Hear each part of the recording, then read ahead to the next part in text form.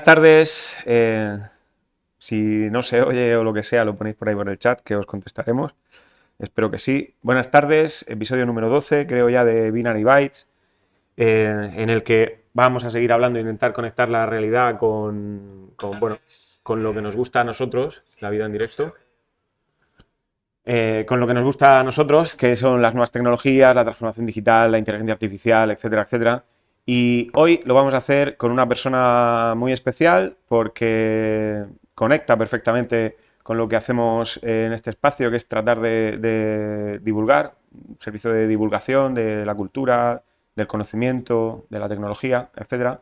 Y tenemos con nosotros a Beatriz Miguel. Beatriz Miguel, que es rectora de la Universidad Politécnica de Cartagena, es licenciada en Ciencias Químicas, licenciada, doctora en Ciencias Químicas, a la que además hace no mucho le han concedido la Gran Cruz del Mérito Aeronáutico con distintivo blanco, que además te eleva al grado de general, creo, Sí. efectivamente, y que además es la primera mujer rectora de una universidad politécnica de Cartagena, o sea, de una universidad politécnica en España, por supuesto en la región de Murcia y por supuesto en Cartagena. Beatriz, buenas tardes. Muy buenas tardes, Abel. Un placer estar aquí hoy contigo. Nada, gracias. Mmm, me gustaría empezar haciendo un repaso. Bueno, yo no sé, no sé lo que tiene que significar, ¿no?, ser rectora de universidad, de una de las 4 universidades politécnicas que hay en España. Y quiero decir, por la cercanía que tengo yo a la Politécnica de una universidad como esta, pero cuánto tiempo llevas en el mandato de rectora? ¿Y cómo ha cambiado tu visión de la universidad? Ahora que la ves no desde dentro, porque ya estabas vinculada a la universidad, sino desde dentro, desde las tripas de la universidad. Bueno, pues ahora llevo justamente son 4 años. Ahora acabo mi mandato a final de mes. Y bueno, decirte que yo siempre he sido una mujer de universidad. Yo me acuerdo que yo me licencié y me doctoré en la Autónoma de Madrid y desde el principio me gustó, aposté. Me acuerdo cuando acabé la carrera que me habían ofrecido un trabajo en una empresa y cuando dije que no, mi madre me decía que estaba loca porque dije que quería darme la oportunidad de hacer una vida académica, ¿no? Enseguida conseguí lo que ahora sería un contrato FPU y empecé con mi tesis. Y siempre he sentido un gran amor por la academia y por esa posibilidad que tiene la enseñanza pública de darle la oportunidad a todo el mundo de escalar socialmente en torno a sus capacidades, independientemente de tu origen. Entonces es cierto que siempre he sido muy universitaria, hecho mi investigación, mi docencia, entonces terminé aquí y digamos que, bueno, mucha gente muchas veces me lo decía, ¿no? Terminarás de rectora. Y yo decía, no, imposible, una mujer en un mundo muy ingenieril, de fuera, porque soy madrileña, realmente licenciada en química, la rama de ingeniería química era química, y yo decía, lo tengo todo en contra. Pero bueno, al final el azar me fue llevando y terminé de rectora. Como digo, yo suelo ser una persona muy, muy junco, ¿no? Muy flexible, que el entorno pues me voy amaldando fácilmente a él.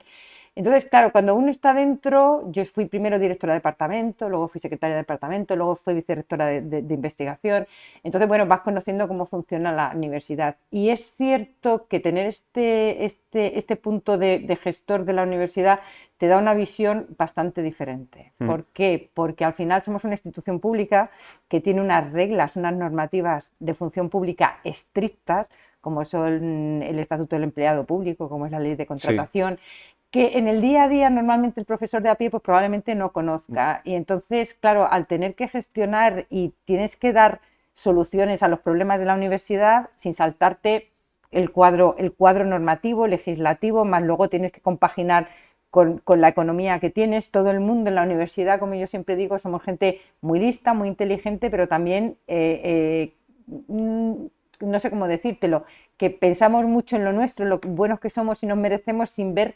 A veces perdemos, yo creo, la imagen de conjunto. Entonces, Mm. claro, el rector tiene que tener esa imagen de conjunto. Y como digo yo, al final eres como el padre de todos. Gente con muy Sí. distintas necesidades a los cuales tienes Mm. que cuidar en sus distintas condiciones. Y entonces, como entre los hijos, con esas envidias, ¿no? Que si esta escuela investiga más, que si yo tengo más clases, que si este tiene mejor. Y al final lo que tienes que hacerles entender es que cada uno tiene sus necesidades, son diferentes y tú tienes que estar cubriéndolos a todos. Entonces, es un mundo difícil porque, como te digo, la gente tiene un nivel intelectual muy bueno y Ya lo tiene creo. problemas, tiene problemas muy variados. Pero bueno, a mí los retos no me importan y la verdad es que creo que ha sido una experiencia muy buena. Como yo digo, bueno, la mayoría de los problemas que tenemos hoy en día son problemas del primer mundo, como yo digo, ¿no? Ah, sin duda, sin Lo que duda. pasa es que los elevamos siempre a la categoría de los problemas más grandes, ¿no? Y siempre Pero, además de humanos. Las relaciones humanas son fundamentalmente casi todo el fondo de los ujú, problemas que ujú, tenemos. efectivamente. Yo estoy seguro, no la conozco, perdóname, pero estoy seguro que la universidad tiene, y es algo que hoy en día está muy de moda, una visión, una misión y unos valores. ¿Cómo, cuáles son tu misión, visión y valores como rectora? ¿Y cómo han cambiado, si lo han hecho, esa misión, esa visión y esos valores de la UPCT en estos últimos 4 años? Pues mira, yo siempre cuando me preguntan y tal, ¿cómo quieres ser rectora? Que es cierto que te pide una educación personal grande, ¿no? Y te Ujú, quita de otras cosas que no puedes hacer. Yo con la Universidad Politécnica siempre me he sentido en deuda, porque yo me formé en la Autónoma de Madrid y llegó un momento en que me encontré en que yo tenía una hija, mi marido estaba aquí y yo tenía una plaza concedida en Madrid. Entonces tenía que decidir entre mi vida personal o mi vida claro. profesional. Y justamente la Politécnica pues, fue la que me dejó compatibilizar las dos.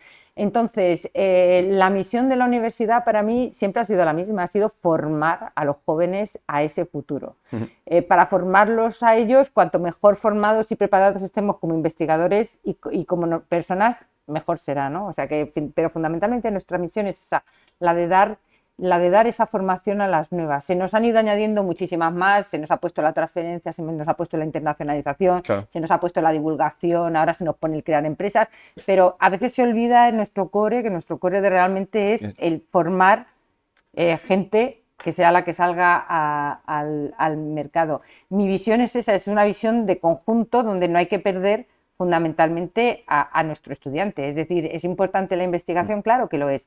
Y los estudios dicen que un buen investigador es un buen profesor, pero a veces pienso bueno, que no podemos perder de lado esa docencia, que a veces, La y función más docente. cuando hemos pasado después de la pandemia, la función docente a veces parece que se queda ahí y se queda un poco de lado porque el sistema a veces se ha viciado, ¿sabes? Nuestro sueldo nos viene dado como funcionarios y hemos aprendido a tener pluses. Entonces, si investigas, Efectivamente. tienes un sexenio y te dan un poco más de dinero. Si haces transferencia, pues te dan un poco más de dinero. Si tienes una cátedra, no sé qué, un poco más de dinero. Y al final la docencia, que es la base, el core de tu trabajo, no hay incentivos. Y Ya. entonces al final parece que como la vas dejando de lado, pues no.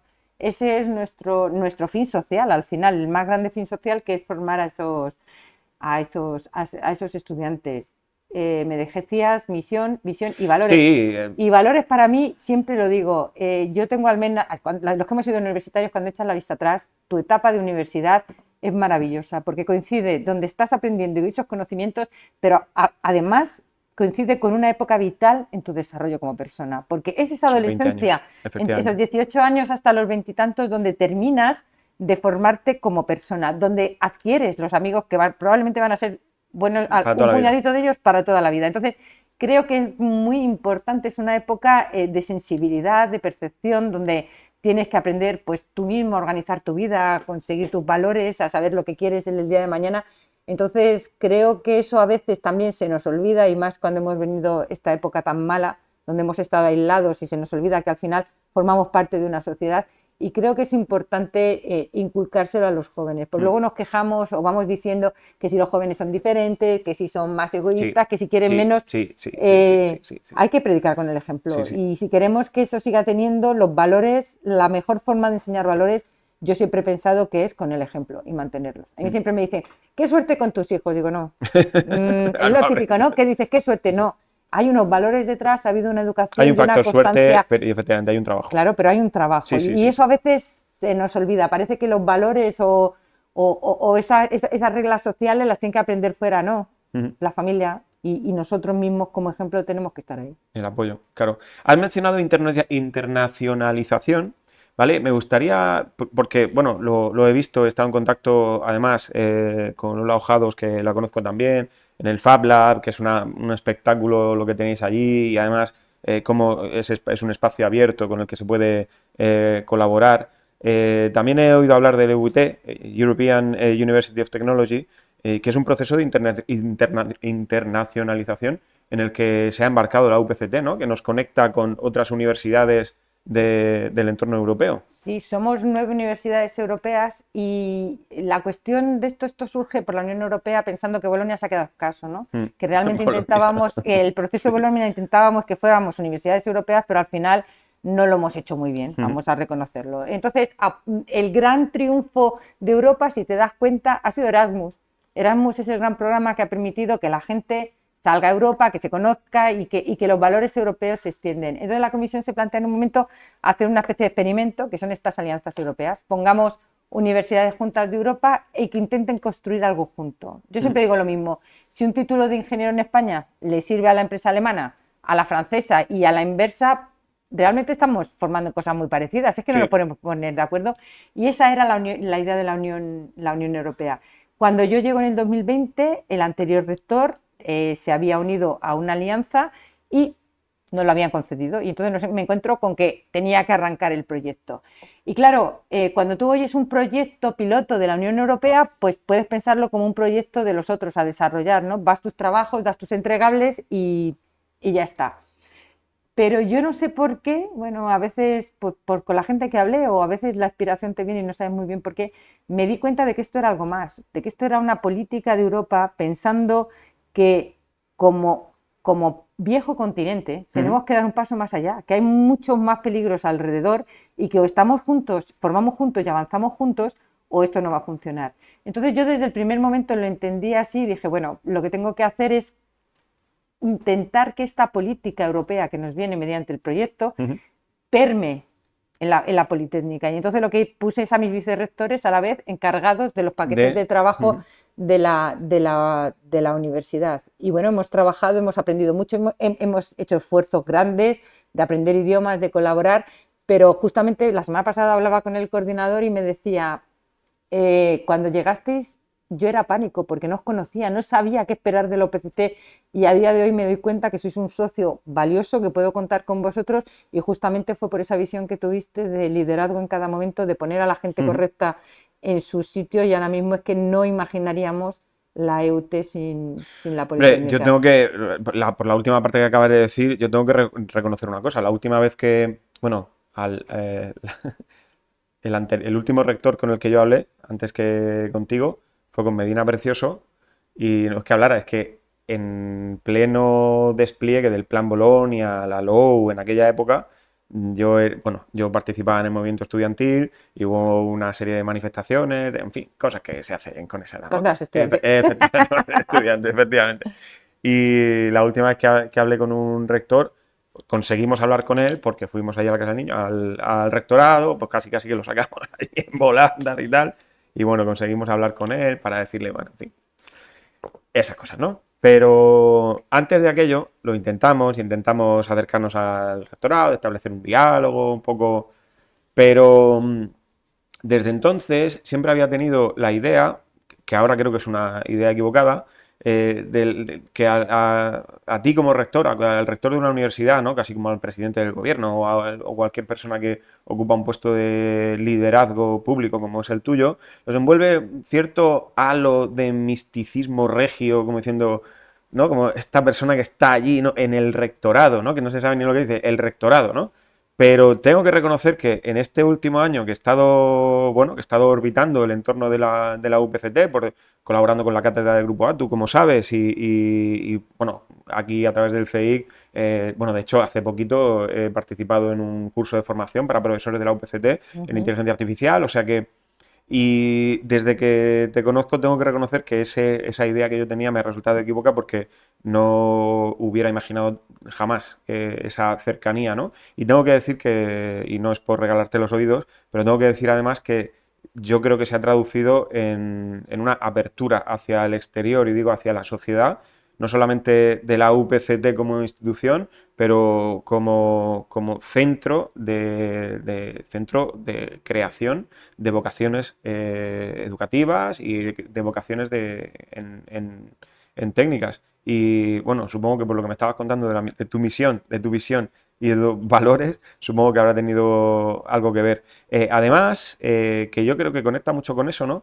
He sabido también en otros foros que, el plan de investigación, ¿no? Un plan de investigación que habéis puesto en marcha que, bueno, que le ha dado un poco la vuelta, ¿no? Como se ha querido ser un revulsivo, para animar a que haya más vocaciones investigadoras, ¿no?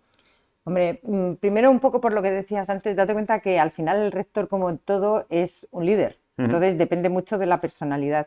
Y yo siempre es cierto que, y a veces lo veo, por mucho que pidamos la igualdad, que yo a veces digo, no somos iguales. Y normalmente el liderazgo femenino tiene ciertas características diferentes. Entonces yo en mi caso, como yo siempre digo, yo soy la rectora, pero al final soy sobre todo un académico, ¿vale? Por lo Ujú. tanto estoy en un entorno que es mi entorno con mis estudiantes, mis compañeros profesores. Entonces me gusta la cercanía y me gusta que la gente vea la universidad como parte de su sociedad. Y el plan de investigación, aunque yo había sido vicerrectora de investigación, quisimos darle un cambio sobre todo enfocado a la captación de talento. Tenemos un problema lo Terrible. sabéis, en Sí, sí. todo el mundo, las empresas, las universidades, de captación de talento. Ujú. Entonces, sobre todo reforzamos los inicios de esas tesis doctorales para que la gente se pueda quedar y estar aquí, aparte del apoyo a los investigadores. Nos hubiera gustado invertir más, porque son fondos propios de la universidad, nos hubiera encantado reforzarlo, pero hemos tenido problemas económicos y bueno, este último año hemos remontado un poco y para el futuro yo creo que podremos seguir creciendo, pero es importante porque ahora mismo una de las grandes cosas en las que destaca justamente la Politécnica es en su investigación y su transferencia. Mm. En los rankings salimos destacados fundamentalmente por esta labor. Mm. Me gusta que digas lo del talento porque bueno, hace poco, justo creo que la semana pasada, hablando con Miguel de Branti, con un amigo que además es de aquí, es vecino de la Unión y trabaja en Branti. Branti es bueno, creo es una empresa de selección de personal, ¿no? Como un headhunter, pero no es no es la típica, ¿no? ETT o Manpower o cualquiera de estas. Porque creo que tiene un enfoque que atiende a esto que tú has mencionado y que, bueno, yo también lo he vivido y lo he sufrido como director de empresa, que es el talento. Y es que tenemos un problema. Y yo creo que el problema que tenemos con el talento es que no sabemos ni siquiera lo que estamos pidiendo o lo que tenemos que pedir. O sea, es que ni siquiera hemos evaluado realmente cuál es el problema, ¿no? Porque, claro, decir, y lo comentaba con él, es muy fácil decir que no hay gente. Pero si gente somos todos. Si gente hay la que quieras, ¿no? Pero lo que no hay es talento. Y lo que no hay es capacidad en las empresas y en algunas instituciones para gestionar el talento. Porque muchas veces metes a una persona con talento en una corporación, en una institución en la que los procedimientos y los procesos no se transmiten adecuadamente, en la que la cadena de valor está desconectada de esos procesos o de la idiosincrasia de la empresa o de las personas que la forman, ¿no?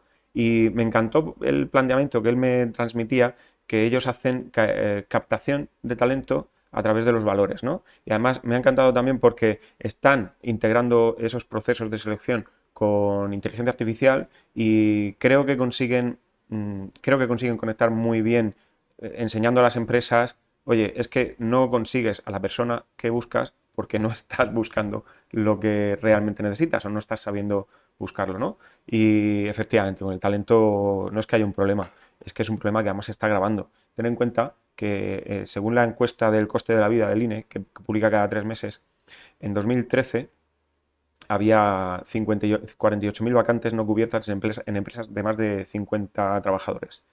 En 2023 eran 148.000. En una línea, o sea, ascendente, vamos, una línea ascendente, claramente ascendente, ¿no? Y que solamente se vio interrumpido esa tendencia en 2020 con la pandemia, que hay un pequeño guiño hacia abajo, pero y cualquiera que vea esa estadística pues puede deducir que no va a mejorar, que es algo que no va a mejorar, ¿no? Entonces, no solamente es que tenemos un problema con la gestión del talento o con la captación de talento o la generación de talento, ¿no? En vuestro caso, ¿no? Desde la UPCT, es que no tenemos puesta la vista en lo que viene y es que lo que viene no es mejor, ¿no? Entonces, ahora que lo has mencionado, ¿cómo enfocáis desde la UPCT la creación, si es que lo hacéis, la creación de talento, ¿no? O el favorecer que cuando hay talento tenga opciones, se vea favorecido, se vea impulsado, ayudado, si hay recursos para poner en valor el talento de la UPCT y cómo se hace? Nosotros, esa retención de talento se hace sobre todo a posteriori, es decir, cuando son estudiantes simplemente, bueno, pues se les puntúa y tal, se les puede recomendar a alguna empresa, pero nuestra captación de talento viene, digamos, un poco en la parte de la investigación, ¿no? Entonces, cuando algún joven tiene una carrera buena, que ha hecho su tesis con nosotros, sale al extranjero, hay lo que se llaman las figuras de reincorporación o de ese talento, ¿no? Que son los contratos Ramón y Cajal del Ministerio, lo Beatriz Galindo del Ministerio, Margarita Salas. Y lo que estamos haciendo normalmente con esa gente es firmar contratos de vinculación. Es decir, que cuando se acaban esos contratos que les da el Ministerio, nos comprometemos con ellos a estabilizarles en plantilla. Porque, entre otras cosas, también, fíjate que somos Cartagena. Estamos en una esquina y tampoco somos especialmente atractivos para mucha gente, con lo cual si hay alguien bueno que viene, como digo yo, que pues vamos a ponérselo fácil para que se pueda quedar con nosotros. Y a nivel de estudiantes, pues bueno, lo que te decía antes de los contratos para hacer la tesis, si detectan que algún alumno es bueno, pues intentar el profesorado convencerle, pero ahora mismo también tenemos un problema nosotros porque, como digo yo, la carrera investigadora no es atractiva.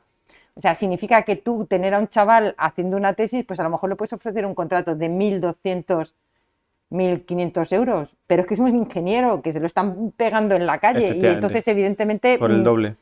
Exacto, entonces es complicado porque no somos en ese aspecto competitivo, tiene que ser que encuentres un chaval muy bueno y muy vocacional para que se pueda quedar en la universidad. Entonces, ahora mismo además, en terrenos como el nuestro, la tecnología, la ingeniería, no sé por qué, quizás la etiqueta esa de difíciles o lo que sea, pero es que estamos teniendo problemas de masa crítica. O sea, nos faltan jóvenes que decidan que estas son las carreras o los trabajos a los que se quieran dedicar, con lo cual no me extraña que las empresas tengan ese déficit, porque está siendo un verdadero problema. Igual que todos los niños quieren ser médicos y profesores, pues a la parte de las ingenierías sobre todo, tenemos un gran problema.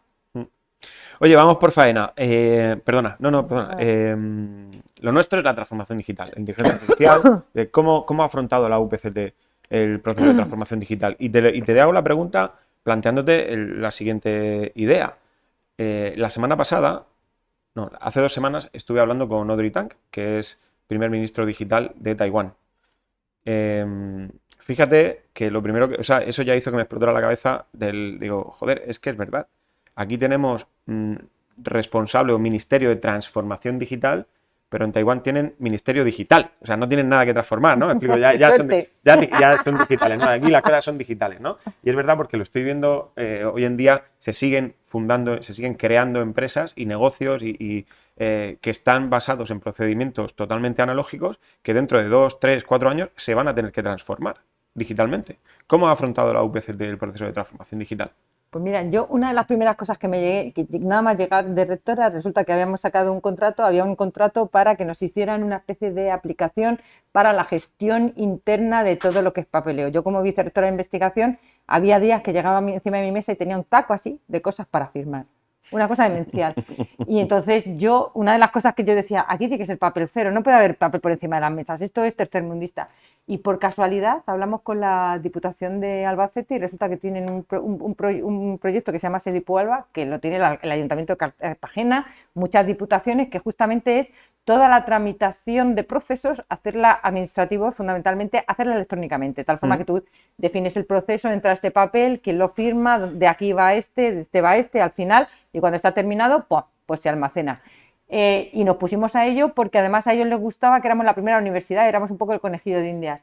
Y eso fue, bueno, un avance increíble, porque de repente el papel cero desapareció, ya firmamos todo. Estoy en el 2020, todavía teníamos que firmar a mano. Ya en la UPCT firmamos todos con el móvil o con el ordenador, con lo cual yo creo que ha sido un salto cualitativo. Yo he intentado, con lo que decía antes del ejemplo, que si me ves, cada vez que yo doy un discurso yo voy con mi tablet. Yo he intentado siempre que el papel, exacto, que el papel desaparezca porque me parece. Ahora bien, relacionado a la transformación digital, pues vamos lentos. ¿Por qué? Pues porque somos una universidad pequeña, nuestro servicio de informática tiene el tamaño que tiene y es más la demanda de aplicaciones o de gestiones que necesitamos que la capacidad que tenemos. Entonces yo lo que hice fue un plan de transformación digital con la idea de, sobre todo, hacer un mapa de proyectos y priorizar, porque hasta ahora había sido un poco, pues el vicerrector que llega hace lo que se le ocurre, o el rector que llega hace, pues, lo que sea, y entonces, incluso entre compañeros en el vicerrectorado, Yo me acuerdo haber puesto en marcha un proyecto de timesheet para los proyectos europeos, Sí, sí, sí. habiéndolo De hojas pagado de... desde mi vicerrectorado, y de repente pues había una necesidad de guías docentes y el vicerrector correspondiente pues me quitó a mí de en medio y dio prioridad a otro compañero. Entonces, eso al final, ¿en motivo de qué? No puede ser una decisión de una persona. Entonces hicimos el Está mapa de claro. proyectos con todos los jefes y tal, y vimos la valoración. ¿Cuál es el problema? Evidentemente, para una transformación digital necesitas una inversión. Entonces, Obvio. hemos hecho lo poco que hemos podido. Pero bueno, al menos ya tenemos ese mapa de prioridad. Bueno, ya que hayas conseguido el papel cero, ya me parece A mí me pareció magia. O sea, maravilloso. Desde luego me pareció una cosa, vamos, de tener que- allí. Y respecto a la inteligencia artificial, pues como tú has dicho, estamos formándonos porque es algo que está ahí. Como yo digo, no podemos estar de espaldas porque nuestros alumnos lo están utilizando, pero también pues es algo que tenemos que tomar también de modo lento. Yo estuve hablando con, no me acuerdo cuál es su nombre, los que tenemos aquí en Alicante, eh, ¿te refieres a...? Cedeño. Ah, sí, sí, Sí, claro. estuve hablando con él y de hecho Andreño. hablé con él en principio de sentarnos en septiembre porque ellos están haciendo una especie de sistema tutorización de los estudiantes basado en inteligencia artificial, Ujú, lo que sería un ChatGPT pero específico, ¿no? Del mm, alumno para mantener y su estudio y tal. Y entonces dice que, bueno, que podría ser interesante con una universidad pequeña que es más manejable intentar hacer algo de este tipo, y evidentemente tendremos que seguir avanzando, mm. pero es cierto. Siempre el problema últimamente que tenemos con la tecnología es que la tecnología va mucho más rápida de lo que podemos ir las instituciones e incluso a veces las personas. Tenemos a una serie de visionarios que están ahí, pero los demás vamos un poco pues, a la rezaga, lo cual tampoco está mal, porque bueno, permite que la tecnología se asiente y se vaya asimilando y no vayamos tan detrás, como Ya, digo yo. ya. Hombre, ten en cuenta, es que precisamente en este curso, en esta clase que tuve el privilegio de impartir a los compañeros, a los profesores de la UPCT, me di cuenta, bueno, me di cuenta de varias cosas. Y lo primero es que ese sesgo de endogrupo, ¿no? Que tenemos, de que pensamos que todo el mundo hace lo que hacemos nosotros y luego nos damos cuenta de que no es así, ¿no? Y lo primero es que hay desconocimiento también en la comunidad educativa sobre, ya no solamente sobre qué significa o qué es que la inteligencia artificial, sino en cómo utilizarla. Que creo que no se trata de que la inteligencia artificial haga tu trabajo para que tú te quede, sino se trata de que haga o que te ayude a hacer lo que menos te gusta o te motiva, porque lo que más te gusta y te motiva no hay nadie mejor que tú, ¿no? Ujú. Eh, pero además, en ese proceso de transformación digital que estáis llevando en marcha y en el que están inmersos, yo creo que el 100% de las empresas españolas ahora mismo, el uso o no uso de la inteligencia artificial, tenemos que tener en cuenta que va a ser un generador de diferencias, va a crear diferencias. El acceso a ese tipo de herramientas va a suponer una brecha. El usarlo o el tenerlo integrado en tus procesos y el no usarlo o no tenerlo integrado en tus procesos va a ser un salto cualitativo en la competitividad de los individuos y de las empresas. O sea que creo que hay que plantearse bien el hacerlo, pero hay que plantearse también bien el cómo hacerlo. Yo pensando en ello, como tú dices, primero hay que tener formación internamente, Sí, mucha formación, y luego una de las cosas que yo he pedido y que tenemos que hacer es organizar nuestros datos, porque sí, una es parte de la fundamental. inteligencia Es la parte más artificial es importante. en la parte, y entonces a veces pido los datos de investigación y según a quién se los pida me da unos y otros. Entonces ya se lo he dicho, hay que organizar Mm, los datos con los que vamos a funcionar, porque ni si internamente nos aclaramos, mal vamos a ir. Y para mí, fíjate, la inteligencia artificial en las universidades tiene un componente que creo que es interesantísimo, que es el seguimiento del aprendizaje individual del alumno.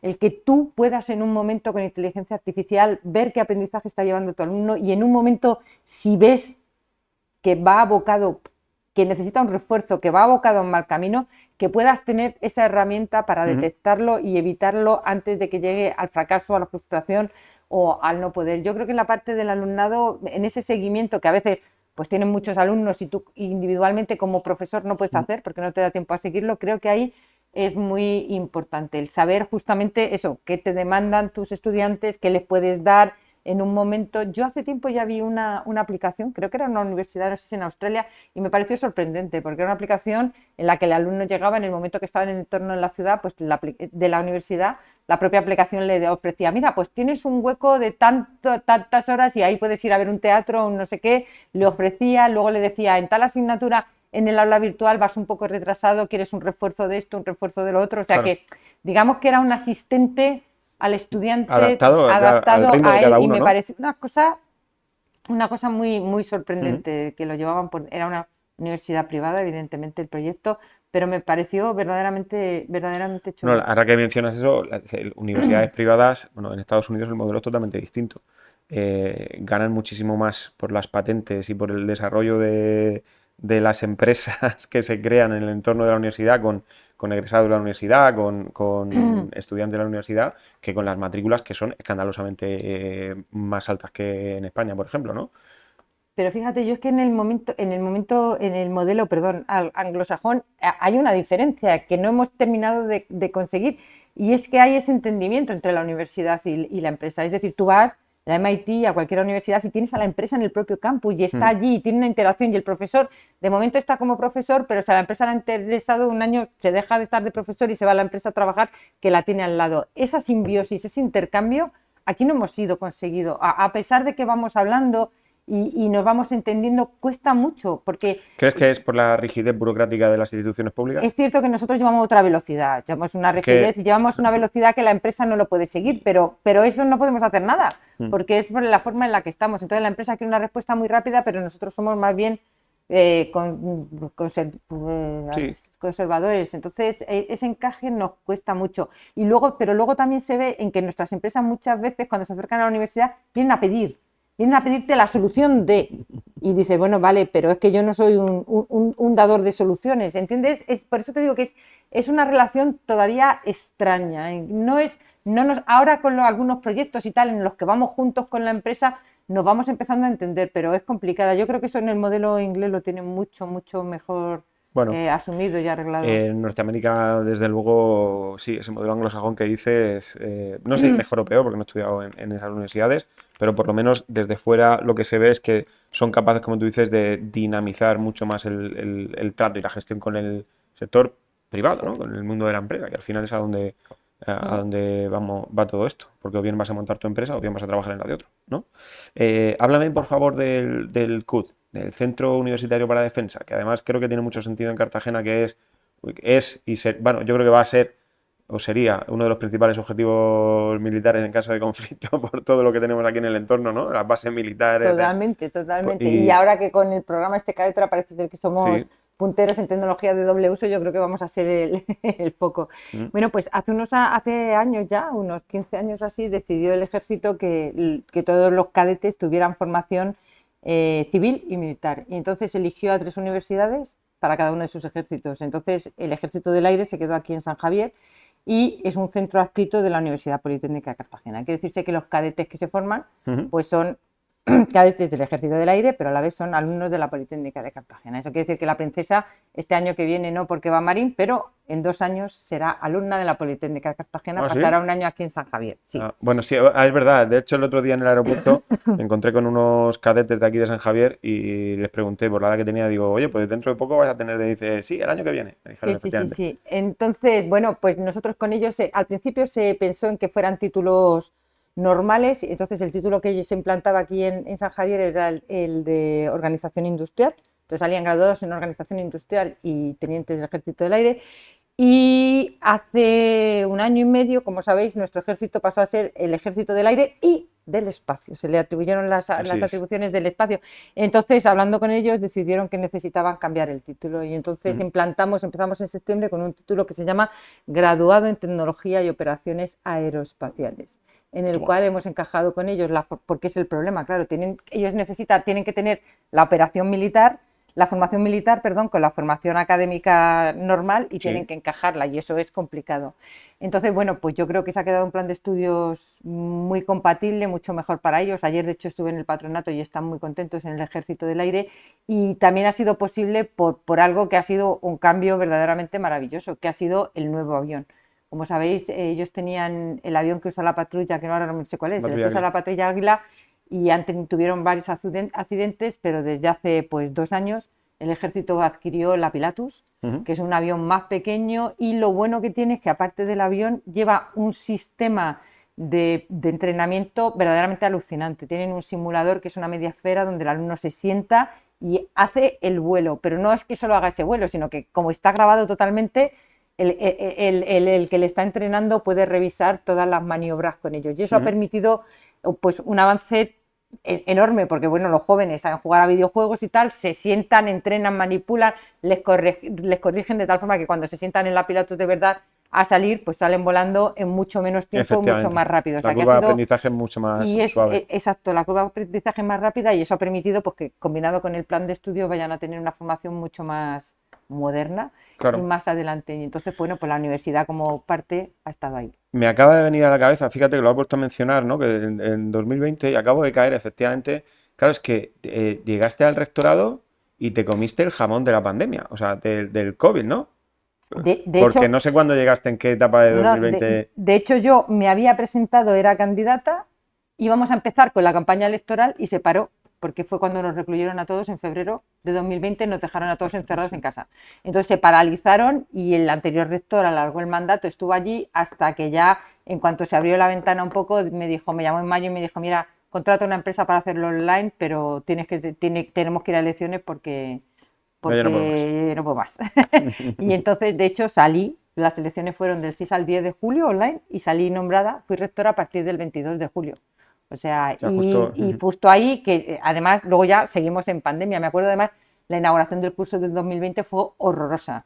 Porque claro, estábamos en pandemia, yo decía, no podemos hacer un acto de boato. Entonces había gente que me decía, sí, sí, el acto de inauguración tiene que ser con toda la sociedad. Y yo decía, pero como toda la sociedad, si vamos todos con mascarilla, estamos mal. Y no Dije, podemos ser más de 30. un acto reducido donde venga el presidente y los rectores. Pues no lo hacemos. Hombre, no, sí, tenemos que dar idea de normalidad, de que la vida sigue. O sea, no podemos dejarlo para más adelante porque los chavales van a estar online. Tenemos que dar la idea de que sigue. Pero entonces boato, pero que no, boato no, en una cosita. Y entonces al final hicimos una cosa reducida con amenazas de yo no voy, de yo no me he visto, de yo no me pongo el traje académico, de yo no. Bueno, al final lo retransmitió la City y salimos. Pero ya te digo, o sea, hasta finales, hasta ese curso el 2021 fue horroroso, los alumnos en clase, todos online, con frío porque empezábamos a no poder poner calefacciones ni nada porque el virus seguía, la universidad vacía, solo yo y mi equipo de dirección allí, que todos los días estábamos, pero fue un inicio, vamos, de película Me lo puedo surrealista. imaginar, me lo puedo imaginar. Bueno, Beatriz, en Binary Bytes, en este espacio mío y tuyo, mío y tuyo ahora, siempre me gusta hablar de algún libro, es que los tengo por aquí, ¿no? Siempre suelo hablar me gusta darle el título de algún libro que me gusta a los programas. ¿Cuál es tu libro favorito? Libro favorito no tengo, me gusta, sobre todo, a mí me gusta, pero mi marido es un lector interminable, no os podéis imaginar la de Empedernido. libros que hay en mi casa, es una cosa espectacular. A veces me dice mi hija, ¿tú sabes la presión de vivir en casa? Digo, ¿pero por qué? Dice, ¿por qué, mamá? ¿Tú no has mirado? Pues si la casa está llena de libros, de ordenadores por todas partes, es la presión. Entre los más favoritos, pues me gusta mucho toda la saga lo diré, el Hobbit y el Señor de los Sí, sí, Anillos, sí, la sí, sí. ciencia ficción me Me gusta encanta. y uno de mis libros me gusta de Fantasía. vez en cuando leer en francés y en inglés también y uno de ellos es Dumas. He leído muchísimo de Dumas, desde los tres mosqueteros, 40 años después, y quizá uno de los que más me gusta ha sido El Conde de Muy Montecristo. bueno. ¿Y el último que has leído? El último que he leído, pues no te lo puedo decir porque hace ya meses que no leo. No, de hecho, Es difícil hoy en día sacar tiempo no, para leer, ¿eh? fíjate que es uno francés que se llama La élégance du hérisson, la elegancia del erizo, creo que ha Mm, sido el último que he leído. Pero procuro, cuando viajo y tal, para los aviones sí que me mm. suelo llevar un libro, pero a diario es cierto que últimamente me cuesta tiempo sacando. Tengo una pila ahí para las vacaciones. A mí me pasa igual, además con el tema de la lectura bueno, la verdad es que me quité un problema de encima cuando entendí que no hay, bueno, lo que voy a decir a lo mejor suena un poco raro, ¿no? Es preferible leer menos porque tienes menos tiempo que no leer nada, precisamente, pues no, es que no tengo tiempo para leer, pues no leo nada, ¿no? Entonces aprendí que se puede leer de otra manera. Oye, hay libros, sobre todo los que me gustan a mí, que se pueden leer por el índice y pasa la parte que más te interese. Es un libro que puedes volver a retomar después, es decir, que se puede leer por partes. Un libro no es algo que tienes que coger y terminar sí o sí, y si no lo termino me siento mal porque es que no lo termino y no lo termino y me castigo y me castigo y me castigo, ¿no?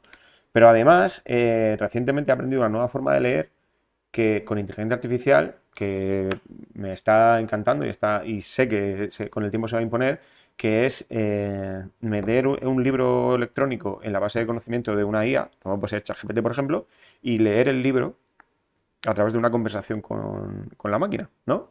Es la máquina, de hecho, yo lo hago de la siguiente manera. Yo le digo a la máquina que ella es el libro. Eres el libro. Imagínate que eres un libro vivo, ¿no? Y tienes que conseguir que el lector entienda el tema, la historia, tal, a través de una conversación, ¿no? Y es una manera muy chula de leer y de conocer las historias que hay dentro de los libros, ¿no? Obviamente se difumina un poco el verso del autor, porque al final es la máquina quien interpreta y que lo transmite de otra manera, pero también se puede hacer lo que yo le llamo data zooming. Oye, tengo 15 minutos para leer, dame un fragmento que pueda leer en 15 minutos, ¿no? Y la máquina te proporciona ese fragmento. O vamos a seguir por donde lo dejé, ¿no? Eso también es una buena manera de leer.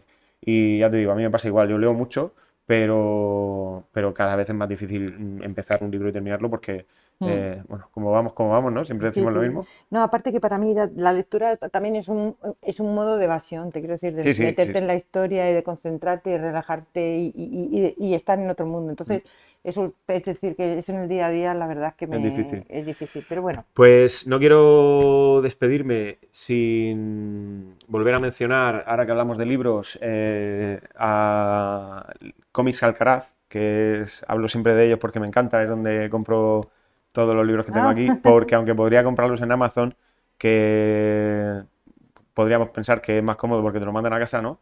Pero ya te digo, me gusta conservar el contacto con las cosas auténticas, ¿no? Que es mi librería de barrio de toda la vida.